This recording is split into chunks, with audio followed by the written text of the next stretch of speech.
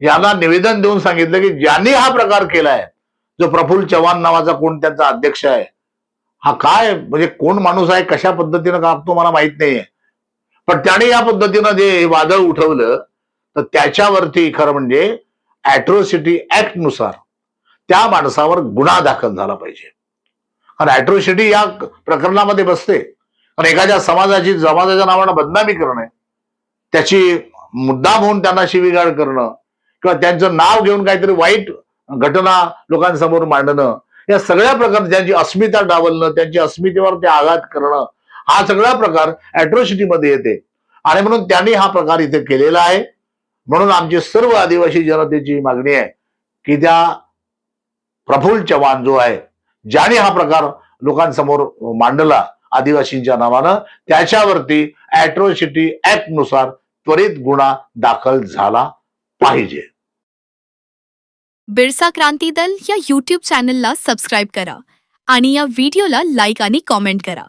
जय सेवा, जय भीम, जय आदिवासी. धन्यवाद. बिरसा क्रांती दलाच्या युट्यूब चॅनलच्या सर्व दर्शकांना मी या प्रसंगी नमस्कार करतो. तसेच जय सेवा, जय बिरसा, जय भीम. हा व्हिडिओ करताना माझ्यासोबत आमच्या यवतमाळ जिल्ह्याचे अध्यक्ष बिरसा क्रांती दलाचे सन्माननीय विष्णू जुकोवे आणि वैभव म्हैसकर आणि उपस्थित सर्व दर्शकांनो, आज यवतमाळ जिल्ह्यामध्ये, तसाही यवतमाळ जिल्हा हा आदिवासी जिल्हा आहे असं म्हटलं जातं. कारण 14-15% आदिवासी यवतमाळ जिल्ह्यामध्ये राहतात आणि यवतमाळ, राळेगाव आणि आर्णी हा जो मतदारसंघ आहे, हे 2 मतदारसंघ तर आदिवासींकरता राखीव सुद्धा आहे. असं असताना या जिल्ह्यामध्ये नुकतंच एक काही लोकांनी वादळ उठवून दिलं. त्यामध्ये विशेषतः भारतीय जनता पार्टीचे अध्यक्ष प्रफुल्लजी चव्हाण यांचा एक व्हिडिओ बाहेर आला आणि त्या व्हिडिओमध्ये त्याने स्पष्टपणे असं सांगितलं की राळेगाव तालुक्याच्या परिसरातील किंवा राळेगाव मतदारसंघाच्या भागातील साधारण 34 आदिवासी मुली हे बेपत्ता आहे आणि यामध्ये ती मानव तस्करी पण होत असावा, त्यासोबत सोबत मुलींना लव जिहाद आणि धर्मांतर अशा 3 मुद्दे त्यांनी त्या ठिकाणी मांडले. आणि विशेषतः या आदिवासी मतदारसंघामधनं आदिवासी मुलींची विशेषतः त्यांनी उल्लेख केल्यामुळे तो विषय अतिशय गंभीर झालेला आहे. आणि मग जेव्हा आम्ही राळेगावच्या पोलीस स्टेशनमध्ये गेलो, तिथे एसडीपीओ लेवलचे अधिकारी आणि ठाणेदार या दोनही अधिकाऱ्यांशी त्यांच्या केबिनमध्ये बसून मी विशेषतः आणि किरण कुंबरे आणि नरेश गेडाम असे 2 कार्यकर्ते आपल्या सोबत होते. आणि तिथे गेल्यावरती जेव्हा आम्ही त्यांना विचारलं की अशी बातमी, अशी न्यूज सगळीकडे आली, वर्तमानपत्रात आली, इलेक्ट्रॉनिक मीडियामध्ये आली आणि त्याच्यामुळे ते सर्वव्यापी झाली. आणि म्हणून आम्हाला असं वाटलं की आदिवासी मुली जर 34 या मतदारसंघातनं बेपत्ता झाल्या असतील तर मग गंभीर प्रश्न आहे आणि तो एका दिवशी तर होऊ शकत नाही, तर अनेक महिने लागले असतील, अनेक काळ लागला असेल. मग असं जर या मतदारसंघामध्ये होत आहे, या तालुक्यामध्ये होत आहे, तर पोलीस प्रशासन काय करते? का त्यांना कुठलाही सुगावा लागत नाहीये? त्यांचे गुप्तचर कुठे आहेत पोलिसांचे? हेर जे आहेत त्यांचे ते कुठे आहेत? त्यांनी काय आजपर्यंत तुम्हाला ही बातमी दिलेली नाहीये. विशेषतः त्या मतदारसंघामध्ये आमदार आदिवासी आहेत, आता ते कॅबिनेट मंत्री सुद्धा आहेत.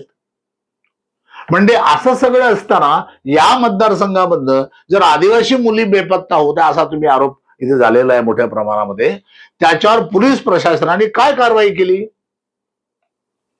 जेव्हा आम्ही त्यांना विचारलं तर त्याने सांगितलं की आमच्याकडे एकाही पालकाची तक्रार नाही. एकही आईची नाही, कुठल्या बापाची नाही, कुठल्या मुलीची नाही, कुठल्या बहिणीची नाही, कुठल्या भावाची नाही, कुठल्या त्यांच्या सहकाऱ्यांची नाही, कुठलीही तक्रार नाही. मग ते म्हणले अशी कुठलीही तक्रार नाही, आम्ही चौकशी कशी करायची आणि कुठल्या आधारावर करायची? कोणाचा आरोप नाहीये, कोणाचा FIR नाहीये, साधं कुणी अशा पद्धतीने निवेदन दिलेलं नाहीये. मग असं असताना केवळ आम्ही इलेक्ट्रॉनिक मीडियामध्ये बातमी आली किंवा वर्तमानपत्रात बातमी आली म्हणून आम्ही चौकशी करायची का, असं जेव्हा त्यांनी आम्हाला विचारलं तर आम्ही त्यांना सांगितलं की इलेक्ट्रॉनिक मीडियामध्ये बातमी आली, तुमच्या वर्तमानपत्रात बातमी आली, याचा अर्थ पोलीस प्रशासन सतर्क झालं व्हायला पाहिजे की नाही? या बातमी पाठीमागचं सत्य कोण शोधणार?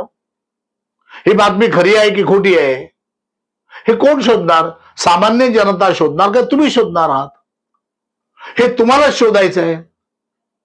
आणि शोधताना तुम्हाला जर ही बातमी खोटी वाटते, हे खरी नाही आहे, यामध्ये कोणाची तक्रार नाही आहे असं तुम्ही म्हणतात, तर मग ज्यानेही बातमी दिली, ज्यानेही अफवा पसरवली, तुम्ही त्यांच्यावर काय कारवाई करणार आहात? कारण हा सुद्धा एक मोठा गुन्हा आहे, खोटी बातमी पसरवणे आणि पसरवताना एका समाजाची बदनामी करणे. त्या आदिवासींच्या मुली होता, तो दलितांच्या पण म्हटला, आदिवासी दलितांच्या मुली असा शब्द प्रयोग त्यांनी वापरलेला आहे त्यांच्या व्हिडिओमध्ये. पण तुम्ही आदिवासींच्या मुली म्हणून 34 आदिवासींच्या मुली बेपत्ता आहे जेव्हा असं म्हणतात, तेव्हा तुम्ही एका आदिवासीच्या एका समाजाला टार्गेट करतात, तुम्ही त्याची बदनामी करतात. असं हे जर जाणीवपूर्वक असेल, कारण यामध्ये अनावधानाने होणं आणि जाणीवपूर्वक होणं हे आपण समजू शकतो, आणि हे जर जाणीवपूर्वक होत असेल तर हा मोठा क्राईम आहे, हा गुन्हा आहे, आणि याच्यावरती पोलीस प्रशासनाने कारवाई केली पाहिजे. हे तर आम्हाला सांगण्याची गरज नसायला पाहिजे, हे पोलिसांनीच पुढाकार घेऊन करायला पाहिजे. अशी एकंदरीत स्थिती आहे. आणि मग जेव्हा आम्ही चौकशी केली फार तर त्याच्यामध्ये एक प्रकरण सापडलं, आणि तेही प्रकरण काय आहे, ज्या पद्धतीने यांनी लव जिहाद, धर्मांतरण त्याच्याशी जोडलं, ते एक प्रकरण काय आहे, तो एक ड्रायव्हर आहे एसटी महामंडळामध्ये, त्याची पत्नी वारलेली आहे आणि त्याने त्याच्याच नात्यातली नातेवाईकच मुलगी, आणि त्या नातेवाईकाने त्याच्याशी तिथं लग्न लावायचा घाट घातला होता, ठरलं होतं.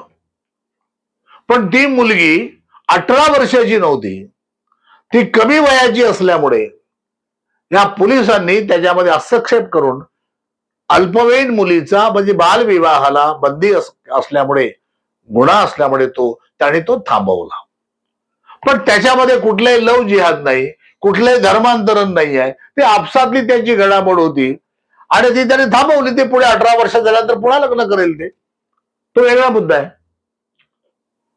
पण ज्या पद्धतीने या लोकांनी हा पसरवलं की लव जिहाद, धर्मांतरण, आणि त्याच्यामध्ये तो कुरेशी, मजहर कुरेशी राळेगाव मधला, त्याला टार्गेट केलं, आणि मजहर कुरेशी असल्यामुळे याने त्याला लव जिहाद, धर्मांतरण असा त्याला टच दिला.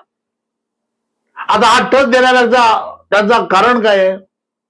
कारण भारतीय जनता पार्टी ही ज्या बेसवरती उभी आहे आज भारतामध्ये, ती केवळ धर्माच्या द्वेषामुळे, धर्मात द्वेष पसरवणे, जाती जातीमध्ये भांडणं लावणे, समाजामध्ये दंगली घडवणे, या सगळ्या प्रकरणावर यांचा या कामाचा बेस जो आहे भारतीय जनता पार्टीचा, तो हा आहे. आणि म्हणून त्यांनी राळेगावमध्ये त्यांना नेमकं एका मुलीचा आणि मुलाच्या एका क्लिप्स जे आहे, जे ऑडिओ क्लिप्स आहे, त्या क्लिप्स मध्ये ती मुलगी आहे, तो मुलाला काहीतरी सांगत आहे की बा अमुक अमुक बाई आहे, टमुक बाई आहे, या मुली घेऊन जातात, उज्जैन पर्यंत घेऊन जातात, तिथं लग्न लावून देतात आणि ते वापस येतात. ते दलाली करतात लग्नाच्या भानगडीमध्ये. काही मुली त्या ठिकाणी योग्य पद्धतीने राहतात, काही मुलीचं पटत नाही, वापस येतात, असा तो प्रकार आहे. पण हे सगळे असताना यामध्ये कोणाची तक्रार नाहीये, पोलीस डिपार्टमेंटचं म्हणणं आहे, कोणाचीही तक्रार नाहीये. मग तरी यांनी हा प्रकार का केला असावा? तर यांना त्यांचा पॉलिटिकल अजेंडा जो आहे, भारतीय जनता पार्टीचा पॉलिटिकल अजेंडा सेट करणे, मुस्लिम वर्सेस हिंदू असं वातावरण तयार करणे आणि आपली मताचा गट्टा जो आहे तो कायम ठेवणे, एवढा यांचा उद्देश आम्हाला यामधनं दिसतोय. पण तुमच्या पॉलिटिकल अजेंड्यासाठी तुम्ही आदिवासींचा बळी का देतात? तुम्हाला काय करायचं ते करा ना, पण त्यामध्ये आदिवासींच्या मुलींचं सांगून आदिवासी समाजाला बदनाम करण्याचा घाट तुम्ही का घातलाय? आणि ज्याने हे केलंय, नुकतीच एक घटना घडली आहे की वर्धेवरनं काहीतरी राळेगाव मध्ये तो मुलगी पाहायला एक रस्ता येणार होता आदिवासींची. हे बातमी आल्याबरोबर तो दचकला. तो म्हणाले राळेगाव मध्ये असं असं मुलींचं तुमच्या सुरू आहे, नाही तर राळेगावची मुलगी नको आम्हाला. म्हणजे हे काय चाललंय? कुठल्या पद्धतीने बदनामी होते आदिवासींची? आणि तुम्ही तुमच्या अजेंडा करता आदिवासींची बदनामी करता. आणि म्हणून काल सुद्धा आदिवासींचं एक शिष्टमंडळ राळेगाव मध्ये गेलो होतं आणि त्यांना तिथल्या जो बन्सल जे आहेत एसडीपीओ त्यांना आणि ठाणेदार शीतल मॅडम यांना निवेदन देऊन सांगितलं की ज्यांनी हा प्रकार केलाय, जो प्रफुल्ल चव्हाण नावाचा कोण त्यांचा अध्यक्ष आहे, हा काय म्हणजे कोण माणूस आहे, कशा पद्धतीनं कापतो मला माहित नाहीये, पण त्याने या पद्धतीनं जे वादळ उठवलं तर त्याच्यावरती खरं म्हणजे अॅट्रॉसिटी ऍक्ट नुसार त्या माणसावर गुन्हा दाखल झाला पाहिजे. कारण अॅट्रॉसिटी या प्रकरणामध्ये बसते. कारण एखाद्या समाजाच्या नावानं बदनामी करणं, त्याची मुद्दाम होऊन त्यांना शिवीगाळ करणं किंवा त्यांचं नाव घेऊन काहीतरी वाईट घटना लोकांसमोर मांडणं, या सगळ्या प्रकार, त्यांची अस्मिता डावलणं, त्यांच्या अस्मितेवर ते आघात करणं, हा सगळा प्रकार अॅट्रॉसिटी मध्ये येते. आणि म्हणून त्यांनी हा प्रकार इथे केलेला आहे. म्हणून आमची सर्व आदिवासी जनतेची मागणी आहे की त्या प्रफुल्ल चव्हाण जो आहे, ज्याने हा प्रकार लोकांसमोर मांडला आदिवासींच्या नावानं, त्याच्यावरती अॅट्रॉसिटी ऍक्ट नुसार त्वरित गुन्हा दाखल झाला पाहिजे. आणि त्यामध्ये त्याच्यावर गुन्हा तर दाखल झालाच पाहिजे, याबद्दल असं कोणाचंही आदिवासी दुमत असण्याचं कारण नाहीये. पण त्या आपल्या ऑडिओ क्लिप मध्ये त्या मुलीच्या आणि त्या मुलाच्या 2 ऑडिओ क्लिप्स आहेत. त्या दोन्हीमध्ये ज्या पद्धतीनं ती मुलगी त्या मुलाला सांगते की आम्ही उज्जैनपर्यंत कशा मुली पोहोचवलेल्या आहेत, अनेक प्रदेशामध्ये मुली पोहोचवलेल्या आहेत, आणि खोटे काय ते करून आपले आधार कार्ड, कोण शुभम नावाचा ग्रस्त पोरगा आहे त्याच्याकडनं आम्ही खोटे आधार कार्ड बनवले महिलांचे, मुलींचे, आणि ते घेऊन मग हे कोण तिथं घेतले, काही महिलांचे नावं पण त्या मुलींनी घेतलेले आहेत. आणि हे सगळं जे पाहता आपल्याला वाटते जर हे जो ऑडिओ क्लिप्स आहेत यामध्ये जे संदर्भ आहे त्याचे खरं म्हणजे पोलिसांनी चौकशी केली पाहिजे. आम्ही काल बोललो एसडीपीओ बन्सल साहेबांना, ते म्हणले ते एआय पण होऊ शकते. अरे पण होऊ कसे शकतात? तुमचं डिपार्टमेंट आहे, तुम्ही ते तपासलं पाहिजे. कारण त्या व्हिडिओवरून, ज्या ऑडिओ क्लिपवरून आपला हे मोठं रॅकेट आहे, हे चालू आहे या पद्धतीचं, याची शंका यायला लागलेली आहे. याची चौकशी कोण करणार?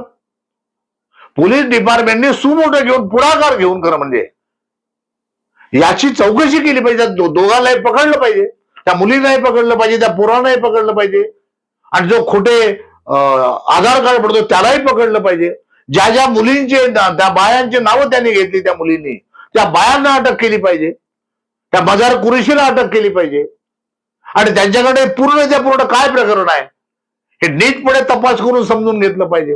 आणि जर त्यामध्ये गुन्हेगार असतील, दलाली करत असतील, तर त्यांच्यावर एक कडक कारवाई झाली पाहिजे.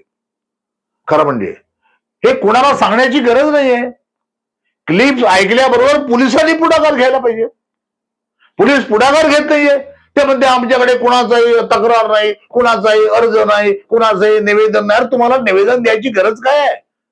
जेव्हा ऑडिओ क्लिप्स तुमच्यापाशी आहे, तुमच्याकडे आलेली आहे, तुमच्या मोबाईलवर आलेली आहे, तुम्ही ती ऐकलेली आहे, तुम्हाला आणखी तक्रार करायची काय गरज आहे कोणाची? त्याच्यावर तुम्ही तर पुढाकार घेऊन ते शोधलं पाहिजे. ते शोधायचं सोडून तक्रार नाही, अमुक नाही, ढमुक नाही, हे काय टाळाटाळी करण्याचा प्रकार चाललेला आहे. तर म्हणून आपल्या इथल्या यवतमाळ जिल्ह्याच्या पोलीस अधीक्षक यांनी विशेषतः त्यामध्ये SP साहेबांनी लक्ष घातलं पाहिजे आणि याची शहानिशा झाली पाहिजे, पूर्ण याचा पर्दाफाश झाला पाहिजे काय प्रकरण आहे ते. आणि जर ते खोटं असेल तर ज्याने हे बदनामी केली त्याच्यावर अॅट्रॉसिटी दाखल झाला पाहिजे. साध्या आदिवासींच्या भावना आहे यामध्ये, तर त्याच्यात तुम्ही पूर्ण कराल अशी माझी अपेक्षा आहे. धन्यवाद. बिरसा क्रांती दल या यूट्यूब चॅनलला सबस्क्राईब करा आणि या व्हिडिओला लाईक आणि कॉमेंट करा. जय सेवा, जय भीम, जय आदिवासी. धन्यवाद.